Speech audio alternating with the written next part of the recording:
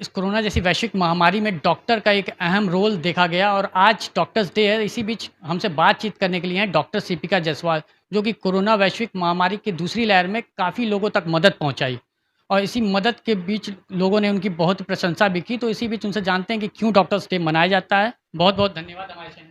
Thank you अपने channel पे बुलाने के लिए। डॉक्टर्स डे इसलिए मनाया जाता है क्योंकि हम लोग डॉक्टर बिधान चंद्र रॉय जी को याद करते हैं। 1 जुलाई को ही उनकी बर्थ एनिवर्सरी और डेथ एनिवर्सरी दोनों थी और वो वेस्ट बंगाल के एक्स चीफ मिनिस्टर थे।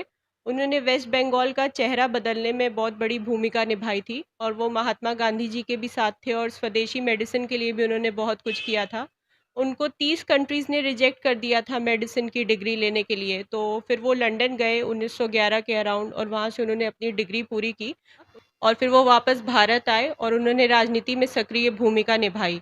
क्योंकि उनकी बर्थ और डेथ एनिवर्सरी एक ही दिन है, इसलिए उसे हमने डॉक्टर्स डे की तरह अपनाया और कई साल से हम उसे मनाते आ रहे हैं। और इस बार कोरोना में भी काफ़ी कोरोना वॉरियर्स ने अपने प्राणों की आहुति दे दी, उन सबको मेरा सैल्यूट है, नमन है।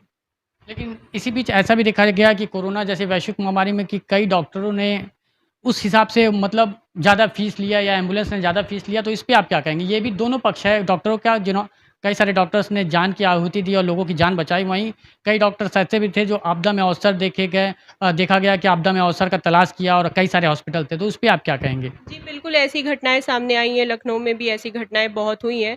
ऐसे लोगों पर सख्त से सख्त कार्यवाही होना चाहिए क्योंकि हमारे डॉक्टर्स ओथ में हिप्पोक्रेटिक ओथ में ये है कि हमें जान बचानी है और अगर हम कुछ गलत करेंगे तो उसकी सज़ा भी हमें मिलनी चाहिए। तो हमारे साथ थी डॉक्टर सीपिका जायसवाल। उन सभी डॉक्टरों को मैं बधाई देता हूँ जो इस कोरोना जैसे वैश्विक महामारी में देश में उभर के कोरोना वायरस जैसे सामने आए हैं और लोगों की मदद की है। बहुत बहुत धन्यवाद।